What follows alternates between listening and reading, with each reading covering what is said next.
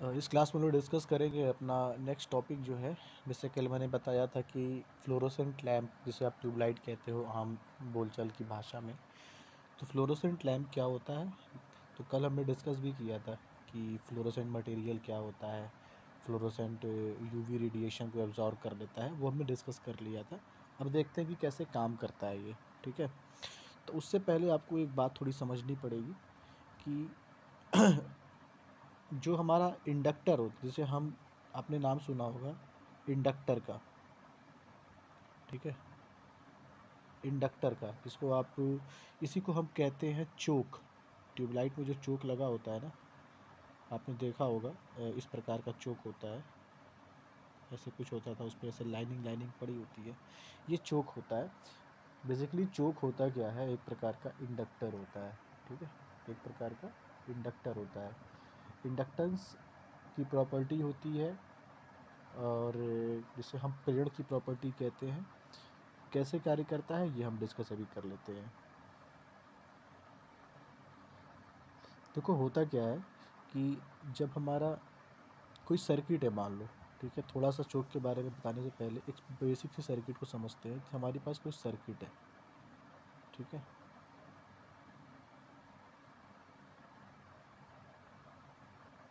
ये सर्किट है।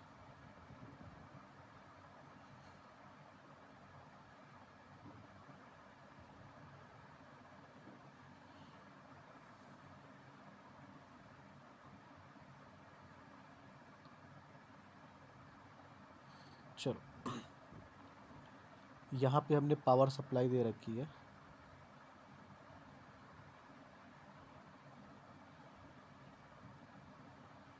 बैटरी द्वारा, मान लिया कि पावर सप्लाई है, 20 वोल्ट की बैटरी है, ये एक रेजिस्टेंस है, ये एक इंडक्टर है।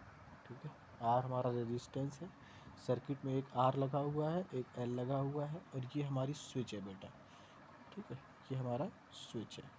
ठीक है, ये ग्रीन वाला हमारा स्विच है।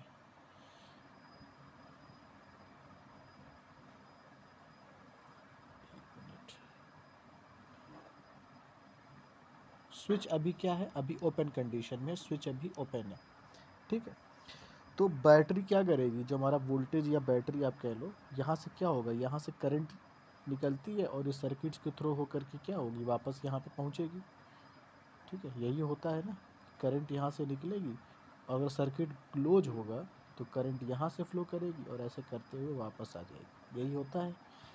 बट अभी क्या है, अभी के केस में सर्किट हमारा ओपन है। ठीक है, सर्किट ओपन है, तो सर्किट को अगर हम क्लोज करते हैं, यानी स्विच को हम क्लोज करते हैं, क्लोज करने का मतलब क्या है, हमने स्विच को ऑन कर दिया, तो जैसे ही हम ऑन करेंगे, ये जो ओपन चीज़ है ये आकर के यहाँ बंद हो जाएगा, ये ऐसे ही बंद हो जाएगा। ठीक है, जैसे ही बंद होगा तैसे ही अब करंट जो है यहाँ से निकल के ऐसे सर्किट में होते हुए ऐसे जाते हुए और वापस यहाँ आ जाएगी, और ये करंट का फ्लो होने लगेगा। आपको पता है जब सर्किट क्लोज होती है तभी करंट का फ्लो होता है, सर्किट ओपन रहती है करंट का फ्लो नहीं होता है। ठीक है, तो सर्किट अगर क्लोज हो गया, मैंने स्विच को ऑन कर दिया, तभी करंट का फ्लो होगा। ये तो क्लियर है। ठीक है, अब देखो क्या है कि जैसे ही हमने सर्किट को क्लोज किया, ठीक है, तो अब जो हम जो बात करते हैं, इसको मैं बंद कर देता हूँ, इसको मिटा देता हूँ, दिमाग में इसको बैठा लो, इस फिगर को। हम आते हैं आगे की चीज़ों में। ठीक है, इसी प्रकार से जो हमारा एक फॉर्मूला होता है, E equal to minus N या E equal to minus L D I by D T, ये ईएमएफ का फॉर्मूला होता है इंडक्टर के केस में। जब हमारा इंडक्टर लगा होता है किसी सर्किट में, इंडक्टर को ही हम कॉइल कहते हैं बेटा, चोक कहते हैं, क्योंकि हमारा चोक जो है वो ट्यूबलाइट में लगा होता है। तो मैं बता रहा हूँ कि कैसे वो कार्य करता है। तो E equal to minus L D I by D T होता है ना। अब मान लो, ठीक है, कि एल का कोई मान है, ठीक है, L N D I by D T, हम सबके मान को कुछ ना कुछ मान लेते हैं, लेकिन मेन जो हमारी चीज़ है वो है ये वाला term D I by D T. D I क्या है, what is D I? D I है चेंज इन करंट। क्या है? Change in current. और डी टी क्या है? Change in time. ठीक है, चेंज इन करंट और चेंज इन टाइम। जैसे मान लो सर्किट में जब सर्किट ओपन है यानी सर्किट का स्विच ऑफ है तो कोई करंट नहीं फ्लो कर रही है, हम क्या कहेंगे? करंट कितना है? 0 एम्पियर। जब सर्किट ओपन है कोई करंट नहीं फ्लो कर रही है तो कितना करंट है? 0 एम्पियर। सर्किट मान लो ऑन हो गई, स्विच को आपने ऑन कर दिया, स्विच जैसे ही ऑन करते हो क्या होता है? करंट फ्लो करने लगता है, हमारा बल्ब जलने लगता है। तो उस समय कुछ ना कुछ करंट फ्लो करती है, 2 एम्पियर, 4 एम्पियर, 5 एम्पियर। मान लिया कि 5 एम्पियर करंट फ्लो करने लगी। ठीक है, तो चेंज इन करंट क्या हुआ? पहले 0 था, अब 5 हो गया। चेंज कितने का हुआ? 5 एम्पियर का। That is the change in current. समझ रहे हो? तो हम डी आई की जगह क्या लिख सकते हैं?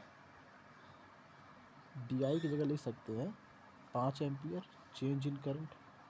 एग्जाम्पल के तौर पे बता रहा हूँ, पहले करंट नहीं बह रही थी, तब स्विच हमारा ऑफ था। जैसे ही स्विच को हमने ऑन किया करंट फ्लो करने लगा और करंट मान लिया 5 एम्पियर फ्लो कर रहा है।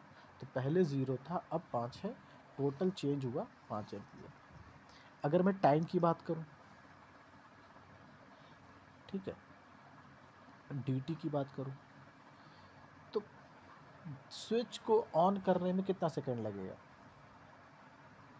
1 सेकंड से भी कम सेकंड लगेगा। समझ रहे हो? स्विच को सिर्फ ऑन करना है, ऑफ करना है, तो 0 तो नहीं लगेगा, 0 से कुछ लगेगा, 1 सेकंड से भी कम लगेगा, 1 मिनट से कम लगेगा, बहुत कम समय लगेगा। मान लिया कि बहुत कम समय 0.1 सेकंड लग रहा है, मान लिया, लेट एग्जाम्पल, हमने ये मान लिया है कि 0.1 सेकंड का समय लग रहा है। ठीक है, तो अब क्या होगा? चेंज इन टाइम क्या हो गया? 0.1 सेकंड। तो अगर हम D I by D T का मान निकालें, जो यहाँ पे दिया हुआ है D I by D T का मान, तो ये D I by D T का मान क्या होगा? कुछ ज़्यादा वैल्यू मिलेगी हमको, अप्रॉक्स मान लो -L 5/0.1, इसको हम कह सकते हैं 50 L। L एक कांस्टेंट है, L का मान हम कुछ भी ले सकते हैं। मान लो L का मान हमने ले लिया 1 हेनरी, 2 हेनरी, 10 हेनरी, कुछ भी ले लिया। मान लिया हमने L का मान ले लिया 1 हेनरी, तो L का मान 1 लेने पर क्या मिल जाएगा? -50। E का मान कितना मिल गया? -50 वोल्ट। ये बात समझ में आ रही है ना, कैसे E का मान हमको -50 मिला? क्या क्या हमने ले लिया था? L का मान 1 ले लिया था, ठीक है, हम कुछ भी ले सकते हैं। L का मान 2 लेंगे तो 100 हो जाएगा, L का मान 3 लेंगे तो 1500 हो जाएगा, 150 हो जाएगा। तो हमने आसानी के लिए L का मान 1 ले लिया, ठीक है, एकदम इजी करने के लिए। जो भी हम मान लेंगे, हमको EMF जो है, इलेक्ट्रोमोटिव फोर्स, यानी कि जो हमारा विद्युत वाहक बल का मान कितना आया है? -50 वोल्ट आया है। ठीक है, अब देखो क्या होता है। ये कॉन्सेप्ट समझ में आया ना? ठीक है,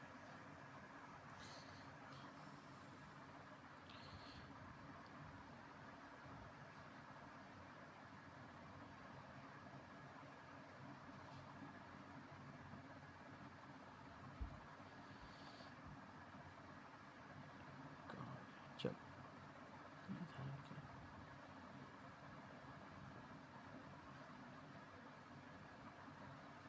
ये देख लो, ठीक है, ये है।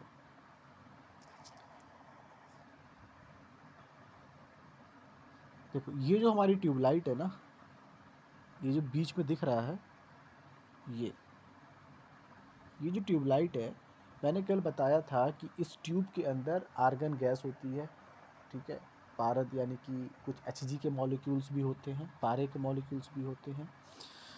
तो होता क्या है कि ये आयरन के ये जो अंदर के गैसेस हैं इसके अंदर, ठीक है, इन गैसों को हमको आयोनाइज करना है। क्या करना है? आयोनाइज करना है, मतलब इनको आयंस के फॉर्म में ब्रेक करना है। तो किसी भी गैस को आयंस के फॉर्म में ब्रेक करना होगा या आयोनाइज करना होगा, तो आप क्या करते हो? आप उसको हाई वोल्टेज अप्लाई करते हो, ज़्यादा वोल्ट तक ये अप्लाई करना पड़ता है। समझ रहे हो? जैसे मान लो हमारे घर में जो सप्लाई आती है वो 220 वोल्ट की आती है, तो 220 वोल्ट पे नॉर्मल जो आर्गन गैस है, नॉर्मल जो नियॉन गैस है, वो आयोनाइज नहीं होगा, उसके आयंस में ब्रेक नहीं होगा। उसके लिए हमको ज़्यादा गैस की आवश्यकता है, यानी ज़्यादा वोल्टेज की आवश्यकता है, हाई पोटेंशियल की आवश्यकता है। ठीक है, तो मान लिया कि 300 पे हो जाता है या 400 पे हो जाता है या 500 पे हो जाता है, मतलब 220 230 से ऊपर हमको वोल्टेज चाहिए। ठीक है, तो अभी जो मैंने आपको एक चीज़ बताया था, ई इक्वल टू -50 आया था, ई इक्वल टू -50 आया था। ठीक है, मान लो एल का मान हम वहाँ पे 1 लिए थे, हम एल का मान 2 ले लेते हैं, सपोज एल का मान 2 ले लेते हैं, तो ई का मान कितना आ गया, -100 आ गया, तो हम 100 लेके चल रहे हैं। ठीक है, थोड़ा सा रिजनेबल हो जाएगा। एल का मान हमने ले लिया -100 और हमारे पास 220 वोल्ट ऑलरेडी है, 220 वोल्ट ऑलरेडी हम सप्लाई दे रहे हैं। ठीक है, तो अब ये जो -100 वोल्ट है, ये वोल्टेज चोक के एक क्रॉस इस्टेब्लिश हो जाता है, यानी जो चोक है उसके क्रॉस कितना वोल्टेज आ जाएगा, -100 का। और 220 चूँकि हम अलग से दे रहे हैं, तो 220 में ये 100 जुड़ जाएगा, तो अप्रॉक्स 300-320 के आसपास हमको वोल्टेज मिलने लगेगा। और वो 300-320 जो वोल्टेज मिलेगा, वो इसके अंदर के जो ट्यूब है हमारा, इस ट्यूब के अंदर के जो आर्गन के पार्टिकल्स हैं, आर्गन या नियॉन की गैसेज हैं, इनको क्या करता है, इनको आयोनाइज करने के लिए सफिशिएंट होता है। तो यहाँ से ये समझ में आया कि चोक का काम क्या है। मैं डाटा पे नहीं जा रहा हूँ कि 100 है कि 50 है कि 80 है, मैं सिर्फ इतना कहना चाह रहा हूँ कि 220 volt is not sufficient to ionise the argon या नियॉन और mercury gas inside the fluorescent tube itself. तो हमें क्या करना है, हमें हाई वोल्टेज को अप्लाई करना है, बट हमारी मजबूरी क्या है कि हमारे घर में 220 230 वोल्ट ही आता है, इससे ज़्यादा वोल्टेज हम अप्लाई कर ही नहीं सकते हैं। ठीक है, समझ रहे हो? तो अब हम क्या करेंगे, हम स्विच की सहायता से, अब जो मैंने स्विच बताया था एक समय के लिए, उसको मान लो कि यह हमारा स्टार्टर है।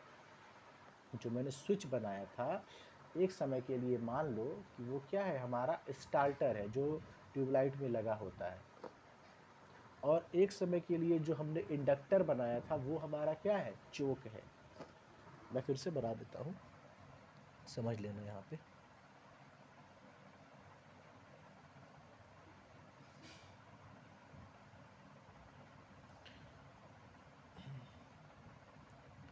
देखो मैंने ये जो स्विच बनाया है, इसको सर्किट है, ये एल है,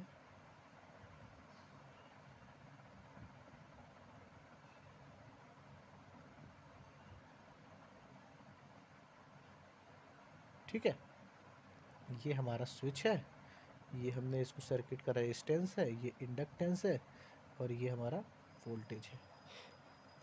अब जो हमारा मैंने बताया स्विच है, एक समय के लिए यह एज्यूम करो कि ये हमारा स्विच क्या है, ये हमारा स्टार्टर है, और एल क्या है, हमारा चोक है। तो काम समझ में, थोड़ा सा समझ में आया होगा कि स्विच और स्टार्टर का क्या रोल है। ठीक है, स्विच और स्टार्टर का क्या रोल है। जब स्विच हमारी ओपन है और जब स्विच हमारी क्लोज हो रही है, पहले स्विच क्या है, ओपन है, जब स्विच क्लोज हो रही है तो सर्किट में करंट फ्लो कर रहा है, और इस इंडक्टर के क्रॉस, अगर मैं इसको पॉजिटिव मानूं इस बैटरी को और ये नेगेटिव मानूं, ठीक है, तो अब क्या होगा, यहाँ पॉजिटिव होगा, यहाँ नेगेटिव होगा और यहाँ पॉजिटिव होगा, यानी कि ई इक्वल टू माइनस होता है ना, ये हमने फार्मूला क्या देखा, ई इक्वल टू -100 था, आपने पढ़ा ना, इक्वल टू -L/di/dt।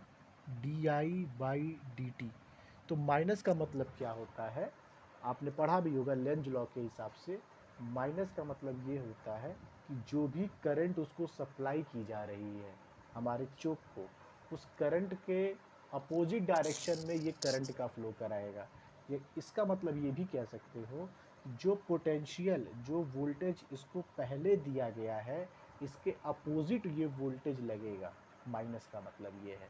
तो पहले वोल्टेज कितना दिया गया था, इस सप्लाई से हमने 220 वोल्ट दिया था, ठीक है। बट हमने देखा कि -110 यहाँ पे प्रोड्यूस हो गया, -110। तो ये 220 और -110 क्या होगा, आपस में ऐड ऑन हो जाएंगे, जुड़ जाएंगे, क्योंकि माइनस सिग्नेचर जो होता है इसी को कंपनसेट करने के लिए होता है।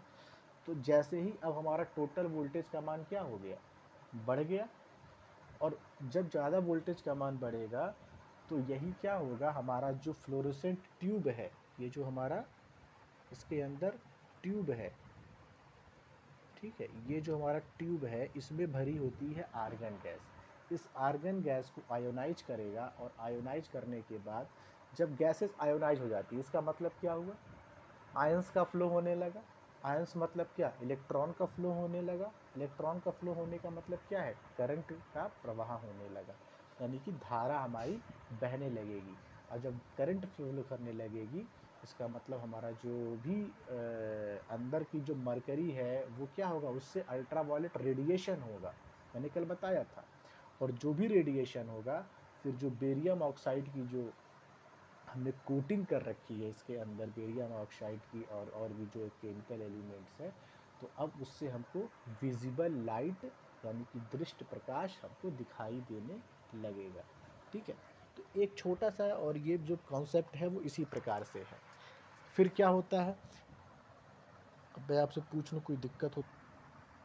अब यहाँ पे सर्किट जो है कैसे होता है, ट्यूबलाइट का कनेक्शन कैसा होता है, उसको बताने जा रहा हूँ। फिर समझ में थोड़ा सा आएगा और आपको क्लियर आएगा। जैसे ये हमारा एक ट्यूबलाइट है, ठीक है। इस ट्यूबलाइट के अंदर होते हैं फिलामेंट्स, एक तरह से इलेक्ट्रोड कह लो, ठीक है। इस कॉर्नर पे इलेक्ट्रोड होता है, और एक इस कॉर्नर पे इलेक्ट्रोड होता है, दोनों कॉर्नर पे इलेक्ट्रोड होता है। इस इलेक्ट्रोड का मतलब एक तरह से वायर ही है। इस इलेक्ट्रोड का एक सिरा जो है ऐसे जाएगा, और ये चोक है इस प्रकार से, और दूसरा सिरा जो है इलेक्ट्रोड का ऐसे जाएगा, एक मिनट,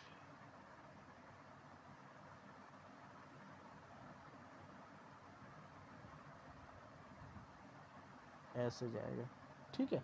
और आकर के दूसरे वाले इलेक्ट्रोड के सिरे से टच हो जाएगा, और नीचे वाला सिरा जो है ऐसे निकल के आएगा, और ऐसे चल के ऐसे आएगा। ये हमने मान लो plus minus voltage supply 220 volt दे रखा है, ठीक है। और करंट हमारी 5 एम्पियर फ्लो कर रही है। चलिए हमारे सर्किट में 4 एम्पियर, 5 एम्पियर, 8 एम्पियर, 10 एम्पियर से ज़्यादा करंट नहीं, मैंने कल बता चुका हूँ कि करंट ज़्यादा फ्लो होने का मतलब है सर्किट में हानियाँ होना, लॉसेज होना। तो करंट का मान हमेशा कम ही होता है। तो मान लिया 5 एम्पियर करंट है। ये पूरा का पूरा, ये हमारा स्विच है, ये हमारा इंडक्टर है। जो सर्किट मैंने बताई थी उसी से कोरिलेट करना इस चीज़ को, ठीक है। अभी क्या है, अभी मान लो करंट क्या है, यहाँ से निकलेगी, ठीक है। और करंट ऐसे होते हुए जाएगी, ऐसे, और ऐसे होते हुए जाएगी, ऐसे ऐसे ऐसे ऐसे। अरे देखा कि सर्किट तो ओपन नहीं है, सॉरी सर्किट तो क्लोज नहीं है, ओपन है। तो करंट आगे बहेगी क्या, नहीं बहेगी, करंट पूरा फ्लो नहीं होगा। ये तो क्लियर है, करंट फ्लो नहीं होगा, ठीक है। और जब करंट फ्लो नहीं होगा, सर्किट हमारी ओपन कंडीशन में है, ठीक है। तो अभी जो मैंने आपको केस बताया था उसमें मैंने क्या कहा था कि जब सर्किट क्लोज होती है, जब सर्किट ओपन होती है, यानी ऑन ऑफ कंडीशन जब भी होता है, तो क्या होता है, हमारा जो वोल्टेज है वो जैसे 220 वोल्ट यहाँ पे है। अब करंट क्या होगा, वोल्टेज क्या होगा, यहाँ पे मान लिया कि 100 वोल्ट यहाँ पे भी इंट्रोड्यूस हो गया, जो मैंने बताया था -100 वोल्ट। कहाँ पे, इंडक्टर के क्रॉस, समझ रहे हो, इंडक्टर के क्रॉस हो गया। अब ये जो स्विच बना हुआ है, ये जो स्विच होता है ये भी दो प्रकार का होता है, एक होता है मेटेलिक रॉड का बना होता है, एक होता है आर्क वाला होता है, कई दोनों प्रकार का, दोनों का काम कुछ नहीं है, दोनों का काम सिमिलर ही है। देखो होता क्या है ना कि ये जो स्विच है, इस स्विच का भी जो कांटेक्ट होता है इसके अंदर भी गैसेस भरी होती है, इसके अंदर क्या होती है, गैसेस भरी होती है इस स्विच के अंदर, स्विच बना होता है, और वो गैसेस वही neon argon, neon gas generally भरी जाती है, ठीक है, नियॉन गैस भरी जाती है। नियॉन कैसी गैस है, इनर्ट गैस है, आर्गन कैसी है, इनर्ट गैस है। क्या होगा कि जैसे ही करंट का मान, वोल्टेज का मान बढ़ता है, आप समझ रहे हो, अभी क्या है वोल्टेज 220 था, 100 हो गया, यानी 300 वोल्टेज 330 हो गया। मान लो अगर अब 100 का मान यहाँ पे 400 होता तो ये 650 600 हो जाता। अभी तो मैंने कम लेके चल रहा हूँ, ये मान बहुत ज़्यादा होता है, ये 800 वोल्टेज 700 वोल्टेज तक हो जाता है, ठीक है, बट ठीक है जो एग्जांपल ले लिया वही सही है। तो जैसे ही वोल्टेज का मान बढ़ेगा, वोल्टेज क्या करता है कि आयोनाइजेशन, यानी कि जो भी नियॉन के मॉलिक्यूल्स होंगे उनको आयोनाइज करेगा। क्या करेगा, उनको आयोनाइज करेगा। आयोनाइज करने का मतलब क्या है, यहाँ जो इस स्विच के अंदर नियॉन के पार्टिकल्स हैं, जैसे ही आयोनाइज होंगे, क्योंकि इनको हाई वोल्टेज मिल रहा है, तो क्या होगा कि यहाँ पे एक चमक, यानी कि ग्लो जिसे आप कहते हो, चमक यहाँ पे उत्पन्न होने लगेगा, यहाँ पे चमक उत्पन्न, क्योंकि आयंस क्या है, आयंस एक तरह से जब आयंस पे जब कोई मॉलिक्यूल्स आयंस में ब्रेक होता है तो क्या होता है, कहीं ना कहीं ग्लो उत्पन्न होता है, चमक उत्पन्न होती है, ठीक है। और चमक उत्पन्न होने का मतलब क्या हुआ कि एक तरीके से जो है वो अब ये स्विच जो है इससे कांटेक्ट में आ गया, आयंस के फॉर्म में, गैसेस के फॉर्म में कांटेक्ट में आ गया, ठीक है। जैसे ही कांटेक्ट में आया, अब सर्किट क्या हो गई, शॉर्ट सर्किट हो गई, ये सर्किट क्या हो गया, क्लोज हो गया, शॉर्ट सर्किट हो गया। अब करंट आसानी से फिर ऐसे बहेगी और बहते हुए जाएगी, यहाँ से होते हुए ऐसे फिर वापस चली जाएगी, ठीक है। आपने देखा होगा ना, जब हम स्टार्टर को लगाते हैं, स्टार्टर जो है पहले वो ब्लिंक करता है, ठीक है, इसको हम बोलते हैं देहाती अपने बाल से भुक भाई कहते हैं ना, ब्लिंक करता है। ब्लिंकिंग मतलब क्या हुआ कि हल्का हल्का उसके अंदर आयोनाइजेशन का प्रोसेस स्टार्ट होता है। यही प्रोसेस होता है जो मैंने यहाँ बताया कि पहले ये आयोनाइज होगा, ठीक है। आयोनाइज जब हो जाएगा प्रॉपर तरीके से धीरे धीरे, तो अब जो यहाँ के फिलामेंट्स लगे हुए हैं, यहाँ जो फिलामेंट्स लगे हुए हैं, इसके अंदर जो गैसेस बची हैं, इनको भी तो आयोनाइज होना है। अब तक तो इनको पूरी करंट मिल ही नहीं रही थी, तो अब क्या होगा कि अब इनको प्रॉपर जब करंट मिलेगी तो कुछ पार्ट ये आयोनाइज करेगा, कुछ पार्ट ये आयोनाइज करेगा, तो जो इसके अंदर भरी हुई आर्गन गैस है, मरकरी गैस है, ये भी क्या होंगी, आयोनाइज हो जाएंगी।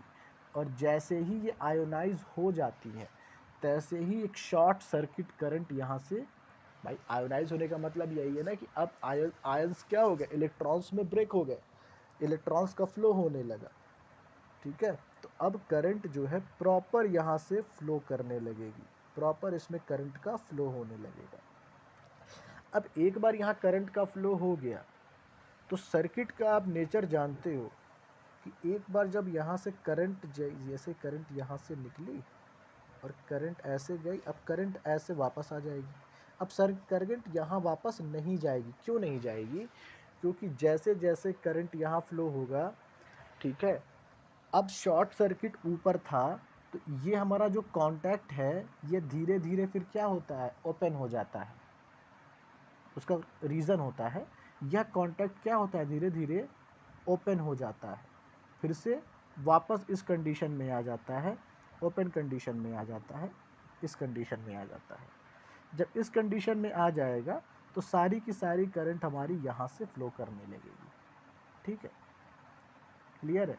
जब करंट यहाँ से फ्लो करेगी तो अब इसके अंदर का मैकेनिज्म क्या है कि आर्गन गैस आयोनाइज हो गई, ये आयोनाइज हो गया, तो जो अल्ट्रा वायलेट रेडिएशन होगा वो भी ज़्यादा होगा।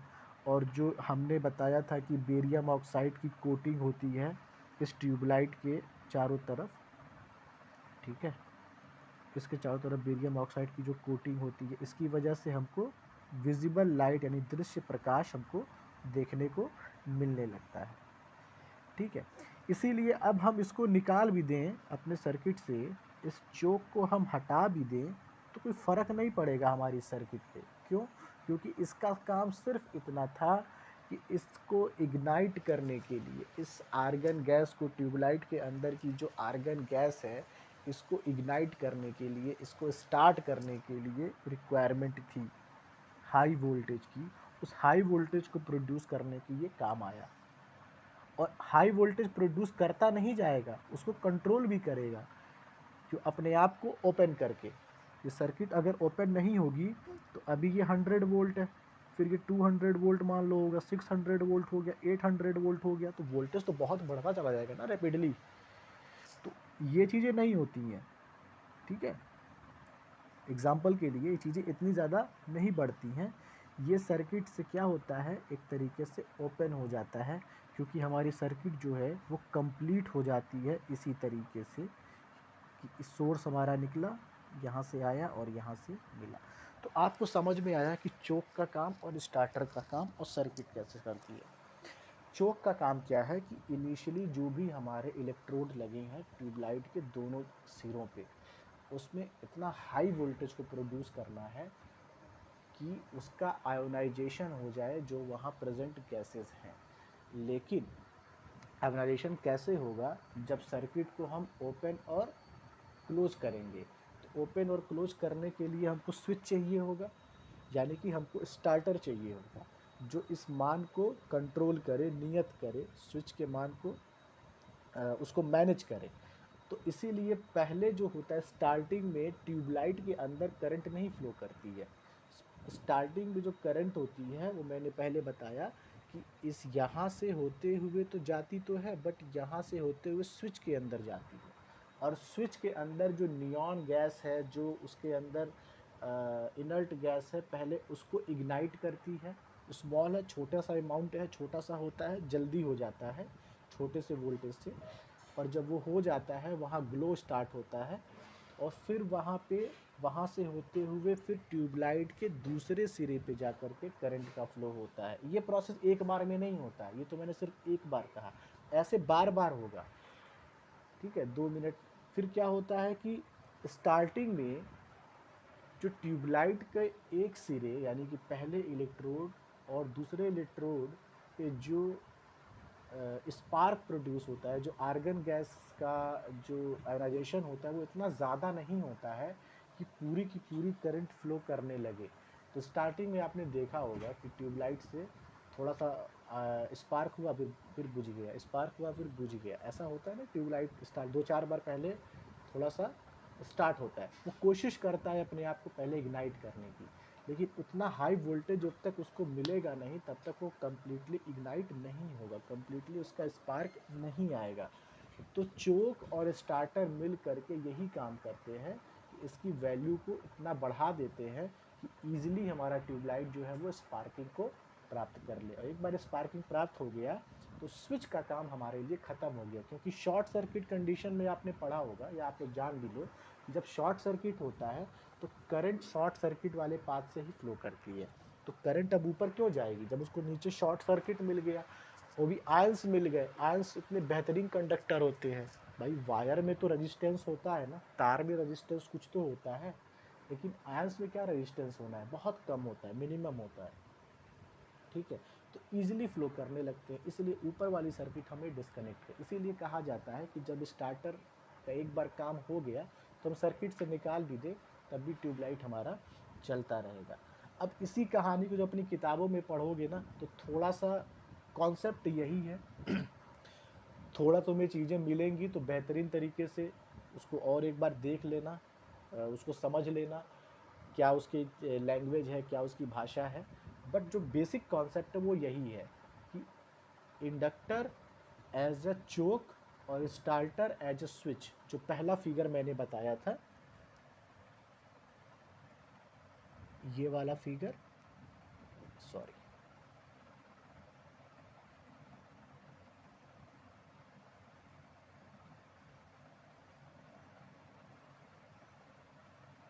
इसको ध्यान में रखोगे तो काम तुम्हारा ईजिली हो जाएगा। ये आपका स्विच हो गया, ये आपका आर हो गया, ये आपका इंडक्टर हो गया, ये आपका सप्लाई वोल्टेज हो गया, प्लस माइनस माइनस। ठीक है, तो आप यही इमेजिन करके चलना कि ये हमारा स्टार्टर है और ये हमारा चोक है। तो स्टार्टर और चोक जब ऑन ऑफ कंडीशन होगी तभी यहाँ पे विद्युत वाहक बल उत्पन्न होगा ई, और इसी ई का मान जब बढ़ता जाएगा तो यह ई और वी दोनों ऐड होकर के वोल्टेज का मान बढ़ाएंगे और यही वोल्टेज का मान बढ़ेगा। एक बार इसको देख लेना, फिर अगले लेक्चर में हम लोग कुछ नए तरह का लैंप जो है वो डिस्कस करेंगे। ठीक है, चलो ओके।